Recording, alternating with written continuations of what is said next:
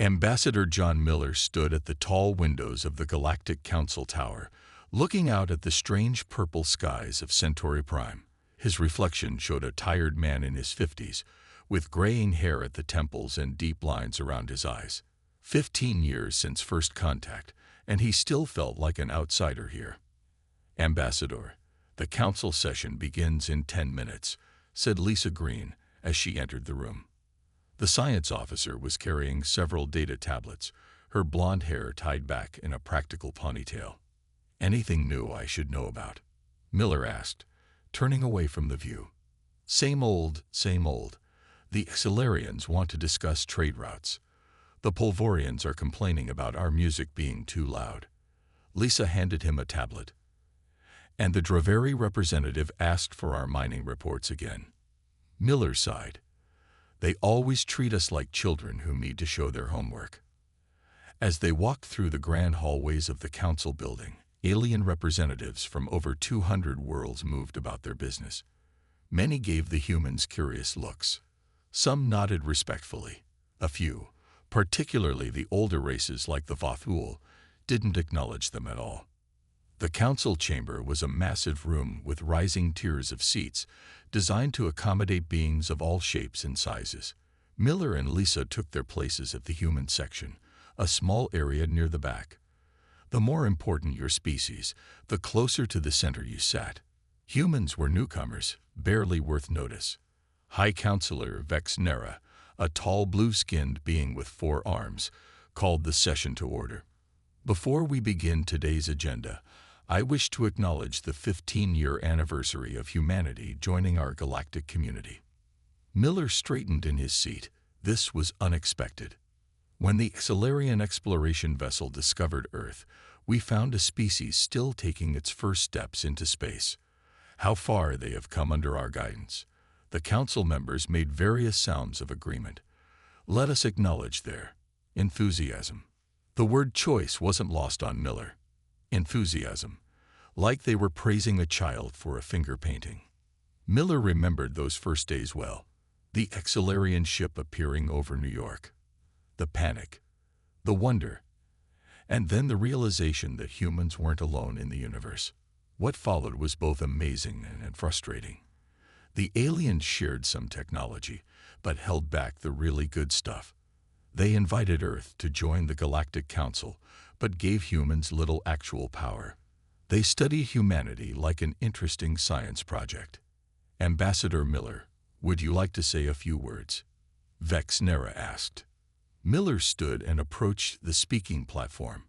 "On behalf of Earth, I thank the Council for its patience these 15 years. We look forward to deeper cooperation as equals." Several council members shifted uncomfortably at the word equals. The Draveri representative, a reptilian being named Score, made a sound like a snort. "Such boldness," whispered an elder race member loud enough to be heard. Miller had learned to ignore such comments. He continued, "Humanity has much to offer beyond what you've seen. Our adaptability, our creativity." The message tone on his comm unit interrupted him. Miller never received messages during council session. Council protocol forbade it. He glanced down at the screen and froze. "Ambassador," Vex Nera prompted. "I apologize, High Counselor. I need to step away. An emergency." Whispers filled the chamber as Miller hurried to Lisa, showing her the message. "Proxima B colony emergency signal triggered. Attack in progress. Heavy casualties." Lisa's face went pale. "The colony? But that's a peaceful research outpost." "Not anymore." Miller's voice was grim as they rushed from the chamber. "Get me a secure line to Earth now." In the communication room, Miller waited impatiently as the quantum link connected to Earth's United Government headquarters. President Samantha Wright's face appeared on the screen, her expression grave.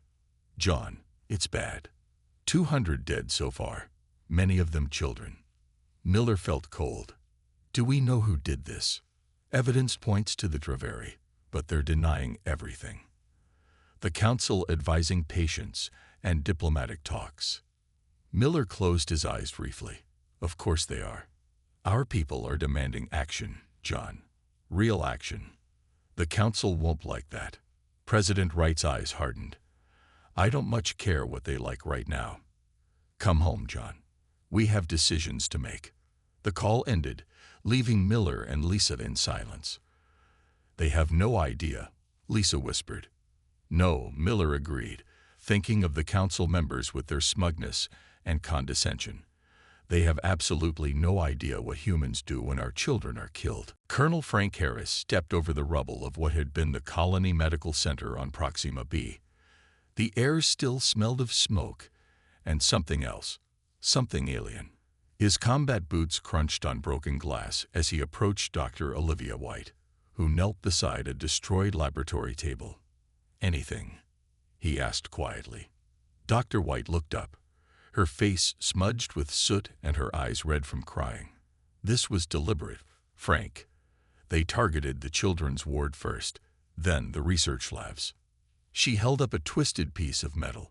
This is Draveri manufacturing. I'd stake my career on it. Harris nodded grimly. 6 years working as the colony's security chief hadn't prepared him for this level of destruction. The attack had come during night cycle when most colonists were asleep. Quick, brutal, and clearly planned. 212 confirmed dead, said his assistant through the comm unit. 47 of them under the age of 10. Harris closed his eyes briefly. Every soldier knew the cost of war, but children, this wasn't war. This was slaughter. Colonel, we have a visitor, his assistant added. Diplomatic shuttle just landed. Says he's from the council. 20 minutes later, Harris stood in the colony's emergency command center facing a tall, thin alien with silvery skin. The Zikitar representative bowed slightly. I bring condolences from the Galactic Council, the alien said in the smooth, emotionless tone typical of his species. This tragedy has shocked all civilized worlds. Has it? Harris asked flatly. What's the council planning to do about it? The alien blinked slowly. An investigation will be conducted. If evidence of Draveri involvement is found, sanctions will be. Sanctions. Dr. White interrupted, stepping forward. We have dead children. Violence is not the answer, Skitar said. The council has maintained peace for 50,000 years through dialogue and diplomacy. Harris laughed, but there was no humor in it. While you investigate and dialogue, I've been collecting evidence myself. He tapped a screen, bringing up images on the main display. These are bioweapon residue patterns. The attack wasn't just to kill our people. They were testing something on us. The alien's silver skin seemed to pale further. That is a serious accusation. It's not an accusation. It's a fact. Harris pulled up more data. These patterns match known Draveri weapons research. They're using humans as test subjects. The council will need to verify. The council can verify whatever they want. Harris cut in. But Earth needs to know the truth now. After the Skitar representative left, Harris sent the evidence directly to Earth Command, bypassing the usual diplomatic channels. He knew what the response would be. In his 20 years of military service, he had never seen humanity truly unleash its military potential. The council races thought they understood humans, but they had only seen what humans wanted them to see. Dr. White joined him on the command deck later that night. The emergency lights cast everything in a red glow. Earth just sent word, she said quietly. President Wright has recalled all ambassadors. The fleet is mobilizing. Harris nodded. They'll talk about sanctions and investigations, but they have no idea what's coming. Do you think it will lead to full war? Harris looked out the reinforced window at the ruins of the colony, where recovery teams still work to find survivors. The Draveri killed our children, Olivia. In human history, that has always meant one thing. His comm unit buzzed. A message from Earth Command. Operation Righteous Response authorized. Stand by for fleet arrival within 36 hours. Prepare all evidence for War Crimes Tribunal. Dr. White read the message over his shoulder. War Crimes Tribunal. We've never even mentioned such concepts to the council races. They're about to get a crash course in human justice, Harris replied. And from what I remember about the Draveri, they have 17 major colony worlds and a homeworld that's mostly underground cities. Why is that important? Because, Harris said grimly, someone at command is already planning how to hit each one of them. In the distance, another building collapsed, sending up a plume of dust. Somewhere in the wreckage, a child's toy played a broken melody. The Council doesn't understand, Harris whispered. When it comes to protecting our young, humans haven't changed since we lived in caves. And we never will. President Samantha Wright stood at the head of the long table in the White House war room. The screens on the walls showed military vessels moving into position throughout Earth's solar system. Generals and admirals sat around the table, their faces serious. This was not a drill. The casualty reports from Proxima B are final, she said. 237 dead, 52 of them children. A heavy silence filled the room. General Eric Powell, head of Earth Defense Forces, cleared his throat. Madam President, the fleet is ready. We can launch within 12 hours. The door opened and a tall alien entered. Trelax, the senior council representative to Earth, looked uncomfortable surrounded by human military personnel. His 4 eyes blinked nervously. President Wright, he said with a small bow. The Council has sent me with an urgent message. We're listening, Wright said coldly. The Council deeply regrets the tragedy on Proxima B. An investigation team is being formed. If Draveri involvement is confirmed, the Council will impose the strictest sanctions on. Sanctions, General Powell interrupted. Your idea of justice is trade restrictions. Trelax shifted his weight. The Council has maintained peace for 50,000 years through measured responses and children were killed, President Wright said. Her voice was quiet but sharp as a knife.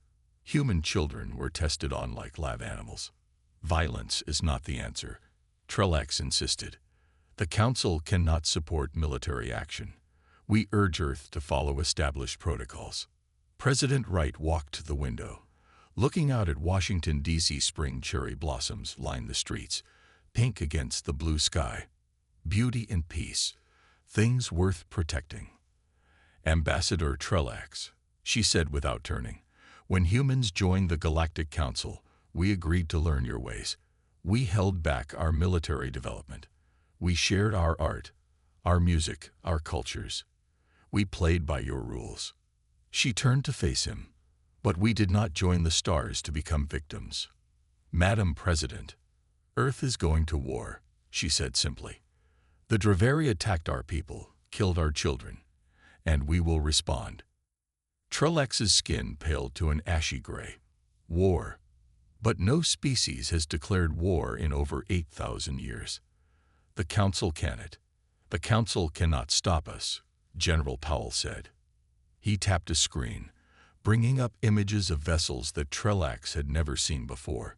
Did you think our engineers spent the last 15 years doing nothing? These ships were built in secret facilities throughout our system. Trelax's 4 eyes widened. But the Council monitors all military construction. You monitored what we wanted you to see, Powell said with a grim smile. These vessels incorporate technology we developed ourselves, based on principles we learned from studying Council tech. This is unprecedented, Trelax whispered. No, President Wright said. This is human nature. When threatened, we prepare. When attacked, we respond. She nodded to General Powell, who pressed a button on the table.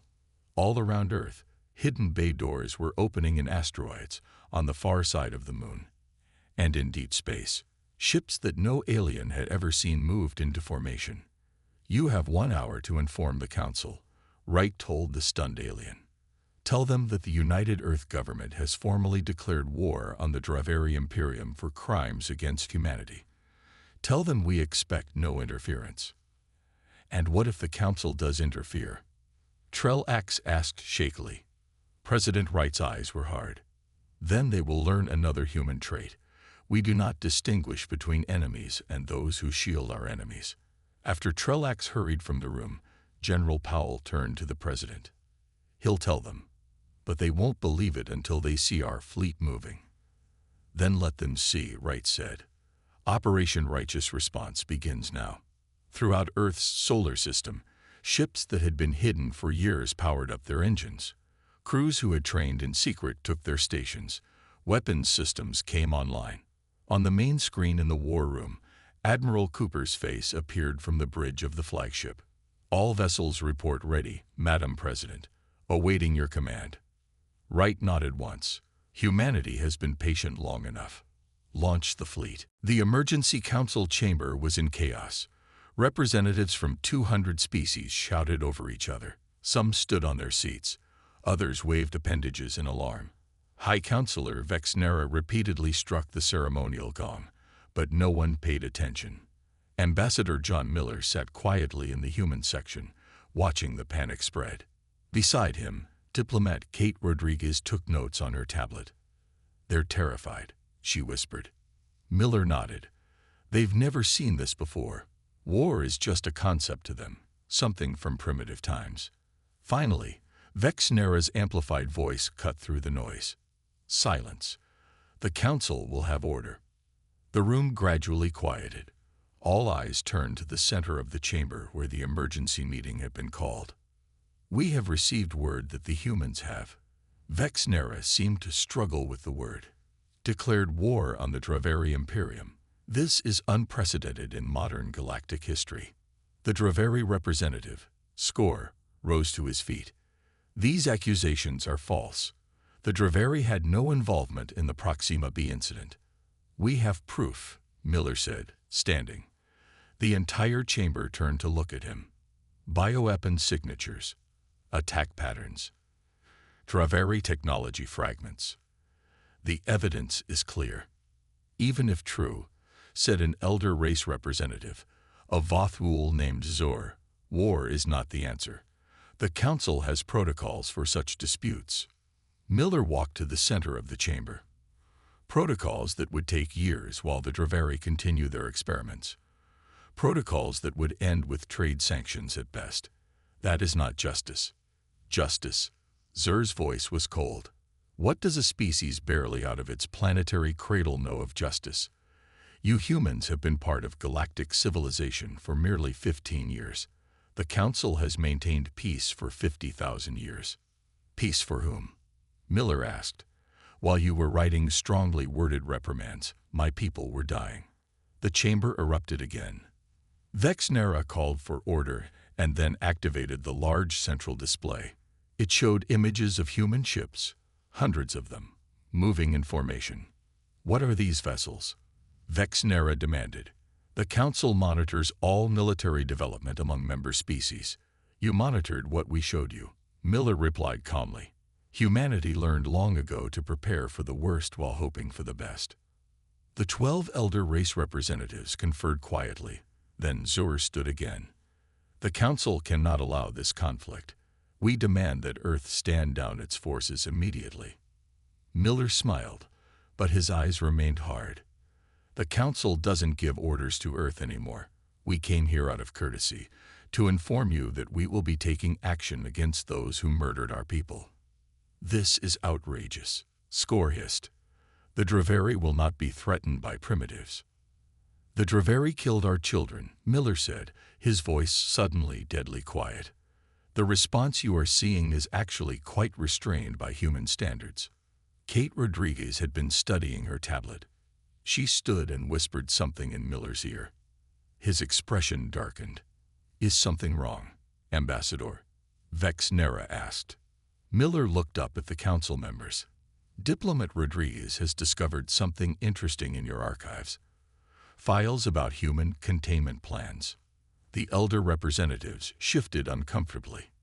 "It seems," Miller continued, "that some council members have been discussing ways to limit human development. To keep us weak. Was that why the Proxima Bay attack was allowed to happen? A test to see how we would respond?"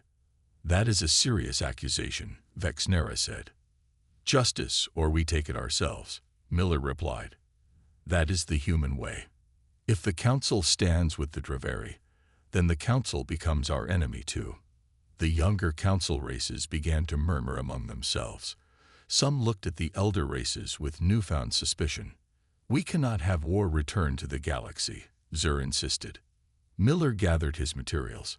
Then perhaps you should have thought of that before testing humanity's patience. Our fleet will reach Draveri space in 3 days. I suggest you decide where you stand before then. As Miller and Rodriguez left the chamber, a young council member, Mira Tal of the Iraqi, followed them. Ambassador, she said quietly, not all of us agree with the elders. Some of us would stand with humanity. Miller paused. Then a new order may be coming to the galaxy sooner than anyone expected. Behind them, the council chamber remained in turmoil, a system of peace that had lasted 50,000 years now facing its greatest challenge. Admiral Alan Shepard stood on the bridge of the U.S. Defiant, watching the stars streak by as the human fleet moved through faster than light travel. The main view screen showed 300 ships in perfect formation, more than the council races had ever seen humans deploy. 2 hours until we reached Draveri space, Admiral, reported his first officer. Shepard nodded. A tall man with steel-gray hair and eyes to match, he had spent 30 years in Earth's space forces. When humans first met aliens, many thought Earth would never need military ships again. Shepard had known better. Status report on all systems, he ordered. Engineer Diane Foster looked up from her console.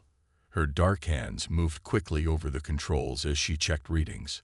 All systems at full capacity, Admiral. The new shield modulators are working perfectly. Weapons are hot and ready.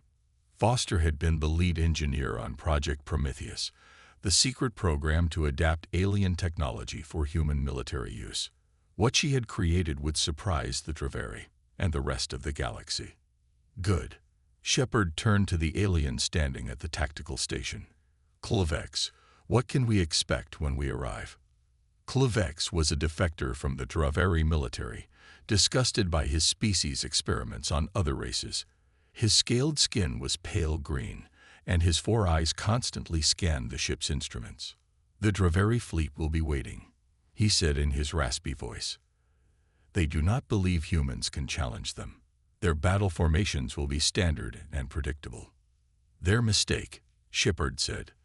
Lieutenant, show me the Draveri home defense fleet positions again. The view screen changed to show a tactical display. Red dots represented Draveri vessels in their standard defensive pattern around their homeworld and colony planets. They always arranged their ships in the same formation, Klovex explained. It has not changed in 1,000 years. They believe it is perfect. Shepard smiled slightly. No battle plan survives contact with the enemy. That's something we learned on Earth long ago. On the engineering deck, Foster was making final adjustments to the new weapon systems. These were unlike anything the Council races had seen before. While alien weapons focused on energy beams and shields, humans had taken those concepts and combined them with their own ideas. Phase disruptors are ready, she reported to the Admiral. Kinetic impact missiles armed. Raven drones standing by. Raven drones were perhaps the most surprising weapon in the human arsenal. Small, fast, and nearly invisible to Draveri sensors, they could slip past shields and attach to enemy ships. The Council races had given humans drone technology for farming and exploration. Humans had turned them into weapons. The Draveri are sending a message, Admiral, the communications officer said. They're demanding our surrender. Shepard laughed. Tell them we'll discuss terms after they answer for the children of Proxima B. As the fleet approached Draveri space, alien observers from various Council races watched from a safe distance. They had come to see if humans would really go through with their threat of war. They are actually doing it, said a Xelarian observer in disbelief. 300 ships against the entire Draveri fleet. The Draveri have over 800 vessels, his companion noted. The humans will be destroyed. On the Defiant, Shepard addressed his fleet commanders through the comm system. In Earth's long history, we have fought many wars among ourselves. We learned hard lessons about courage, strategy, and the price of freedom. Today we fight not just for the people we lost on Proxima b, but to show the galaxy that humanity will not be victimized or experimented on. The Draveri think they know what humans are capable of. Let's show them how wrong they are. The Defiant's engines flared as the massive ship dropped out of faster-than-light travel. Around it, 300 human vessels appeared in a formation no alien had ever seen before. "Battle formation Thermopylae," Shepard ordered. The human ships spread out in a complex pattern, confusing the Draveri sensors. On his command chair display, Shepard pulled up an image from Earth's history, a painting of an ancient naval battle where a smaller force had defeated a larger one through superior tactics.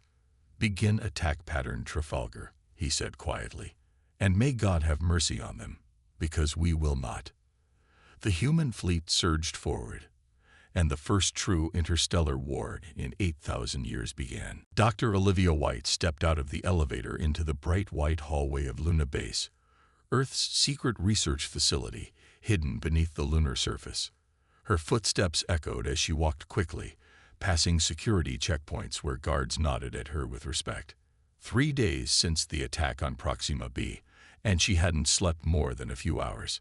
She entered the main laboratory where dozens of scientists worked at various stations. In the center of the room was a large transparent container. Inside floated a piece of metal with strange markings. "Tell me you found something," she said to the team leader. Agent Ryan Cooper looked up from his monitor. Tall and lean with dark skin and sharp eyes, he had been with Earth intelligence for 15 years. He was one of the few humans who had suspected the alien races weren't sharing everything from the beginning. "We did," he said, gesturing to the container. "This isn't just Draveri technology. See these markings? They match Vothul script." White frowned. "The Vothul. They're one of the oldest council races. Why would they be involved in an attack on a human colony?" "That's the interesting part." Cooper pulled up images on the large screen.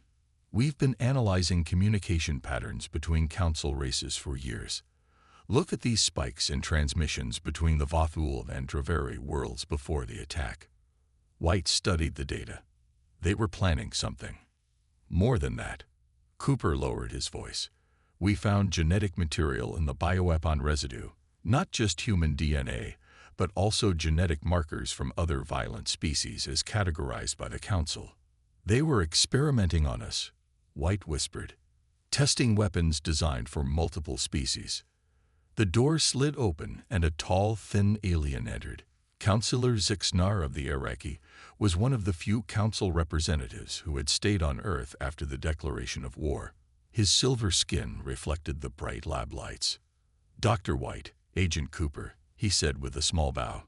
"I came as soon as I received your message." Cooper gestured to a screen. "Counselor, do you recognize these energy signatures?" Zixnar's large eyes widened. "Those are Vothul research patterns. Where did you find these?"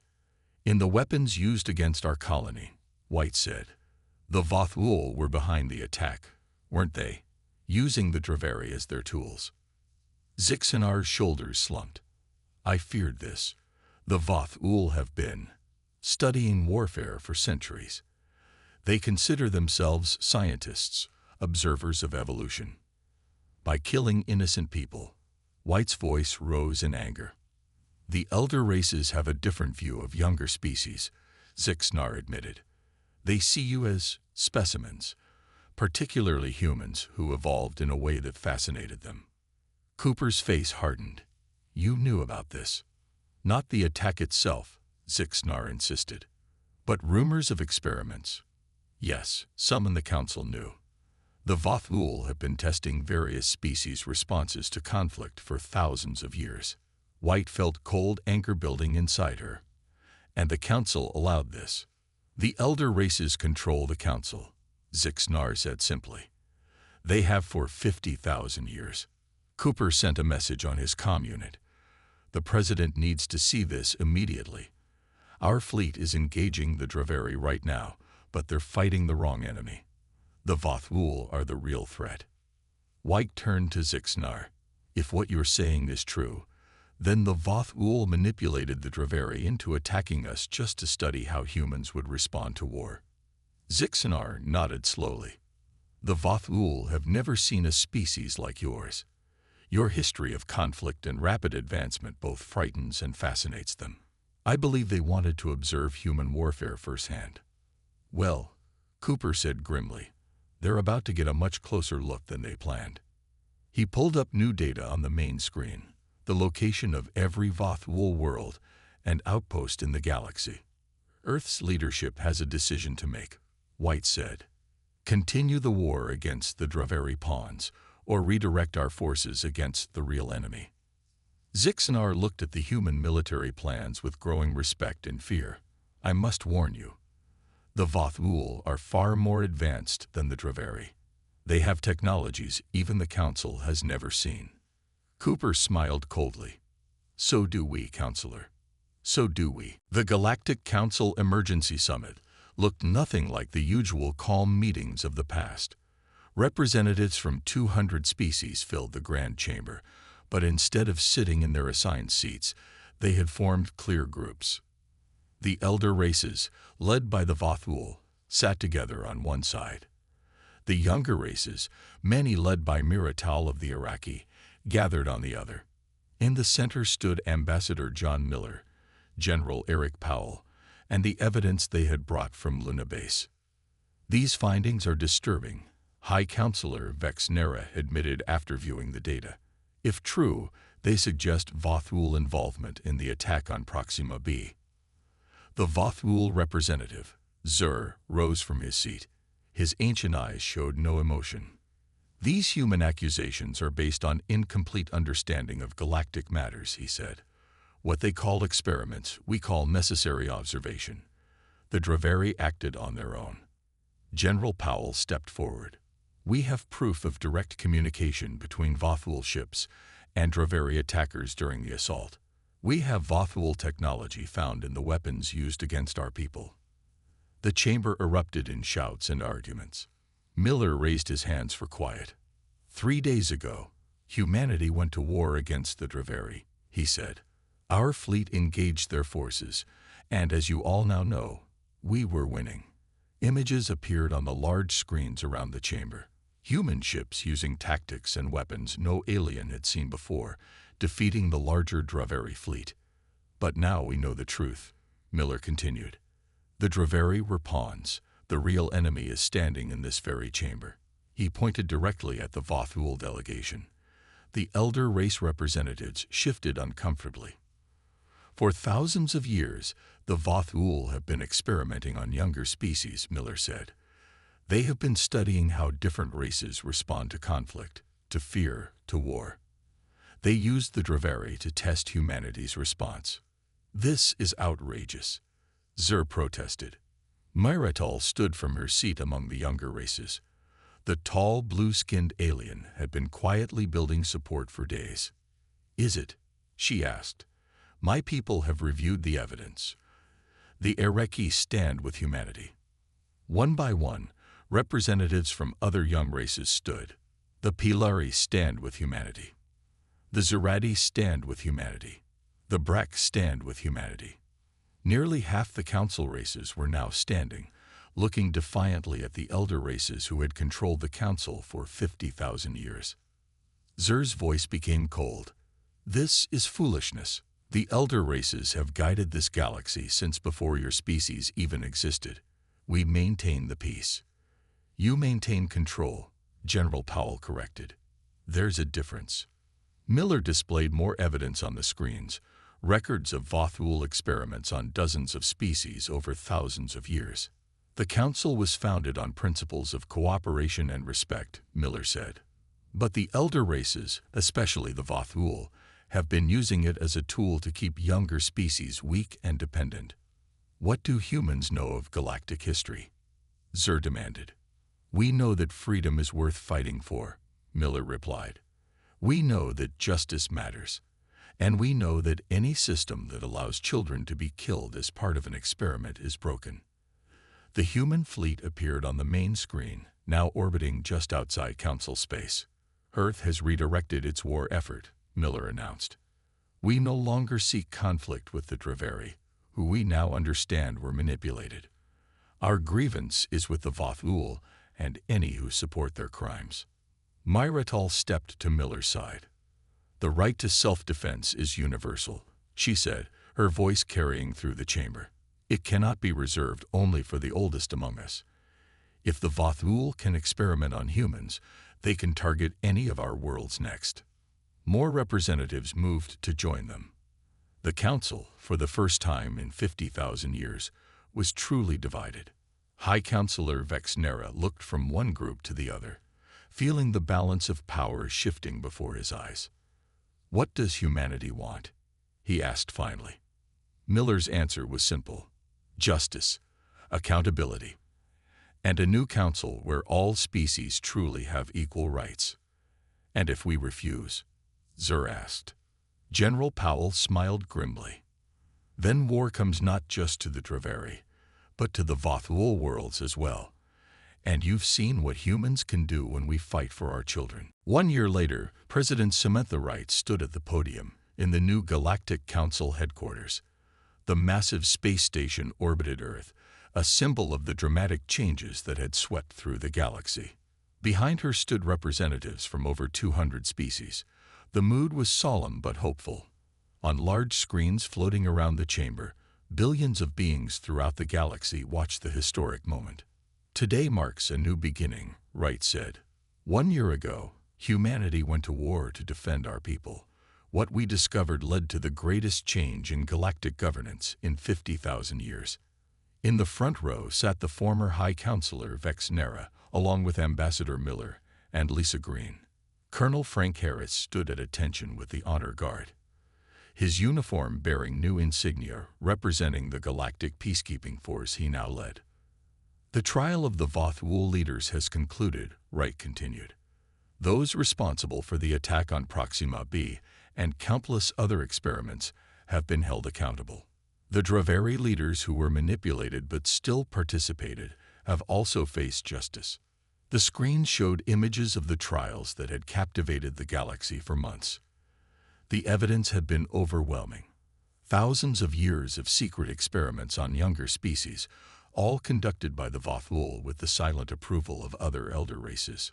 "But we did not come together today to dwell on the past," Wright said. "We are here to build the future." She gestured to the document displayed on screens around the chamber. "The new Galactic Charter establishes principles that will guide us forward. First among them is the right of all species to defend themselves and their people. Second is the principle that no race, no matter how old or advanced, may experiment on another. And third is the understanding that true peace comes not from control, but from justice." In the years since first contact, humans had often been dismissed as newcomers, their history of conflict seen as primitive.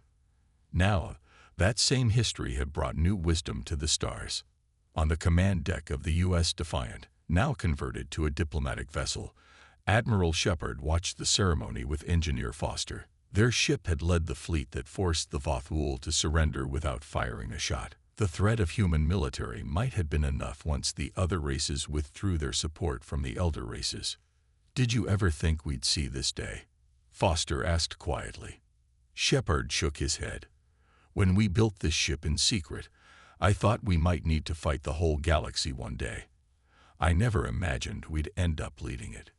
Back in the council chamber, Mira Tal of the Iraqi joined President Wright at the podium. As the newly elected council leader, she represented the alliance of younger races that had formed around humanity. For too long, the galaxy believed that peace meant the absence of conflict at any cost, she said. "Humans taught us that true peace requires justice, that defending the innocent is not primitive, it is the highest calling of civilization." The chamber erupted in applause. Later, in a quiet moment after the ceremony, Lisa Green found Colonel Harris looking out at Earth from the station's observation deck. "Beautiful view," she said, joining him. Harris nodded. "I keep thinking about those children we lost on Proxima b. They'll never see this." "But others will," Green said softly. "That's what we fought for." Down in the science wing of the station, Dr. White worked with scientists from a dozen worlds. The new Ethical Research Committee she headed was tasked with reviewing all multi-species scientific projects. "The humans have changed everything," a young Silurian scientist told her. "My teachers always told us your species was too aggressive, too emotional to lead." White smiled. "Those emotions are what drive us to protect each other. We'll fight fiercely when we must, but we prefer to build rather than destroy." As the Earth turned below the station, Ambassador Miller met with President Wright one last time before her return home. "The Council Library has added a new section," he told her. "They're studying Earth's history now. Our wars, our peace treaties, our revolutions. They're trying to understand us." Wright looked out at the stars. "Do you think they ever will?" Miller laughed. "Probably not completely. But they've learned the most important lesson: never underestimate humans. Especially," Wright added with a smile, "when our children are threatened." Across the galaxy, a new era had begun. The peace was no longer enforced through control and manipulation, but built on respect and the understanding that some principles were worth fighting for. And at the center of this new galaxy stood humanity. Young, sometimes frightening, often inspirational, but never again to be dismissed as merely primitive.